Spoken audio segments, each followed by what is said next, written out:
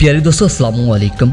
नाज़रीन ग्रामी, इसराइलियों की जंग का भूखा इसराइल आज पूरी दुनिया के सामने गिड़गड़ा रहा है कि हमास और दूसरी जंगजू तंजीमों को किसी तरह से रोका जाए, वरना दुनिया इसराइल की तबाही के मंजर अपनी आंखों से देखेगी। अगर आप भारत और इसराइल की तारीख को उठाकर देख लें तो इन दोनों मुल्कों ने हर मैदान में पहले इस्लाम और फिर पाकिस्तान को टारगेट करने की कोशिश की है, क्योंकि इनका मकसद एक ही रहा है कि किसी तरह से पाकिस्तान को नुकसान पहुँचाया जाए, क्योंकि वो समझते हैं कि फिर इस्लाम को नुकसान पहुंचाना आसान हो जाएगा। लेकिन शायद इन्हें मालूम नहीं है कि मुसलमानों का बच्चा बच्चा मुजाहिद है और वो इस्लाम को आज भी नहीं आने देगा। आज अगर आप देखें तो पाकिस्तान इस जंग में कहीं भी नज़र नहीं आ रहा, फिर भी इसराइल को अजियत का सामना करना पड़ रहा है।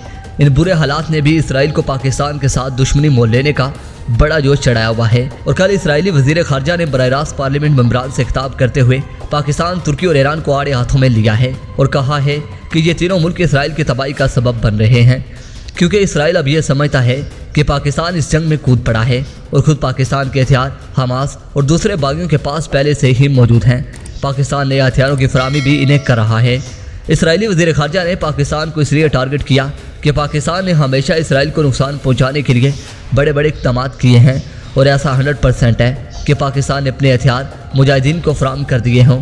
नाज़रीन मोहतरम, इसराइली वज़ीर ख़ारजा ने अपने बयान में पाकिस्तान के अलावा तुर्की और ईरान को भी आड़े हाथों लेते हुए कहा है कि हम जानते हैं कि इन दोनों मुल्कों की फ़ौज शाम, लबनान और सीरिया में मौजूद है और इसराइल पर हमले भी कर रही है। नाज़रीन ग्रामी, इस वीडियो से मुताल्लिक़ कमेंट सेक्शन में मुझे अपनी कीमती तजावीज़ से ज़रूर आगाह कीजिएगा।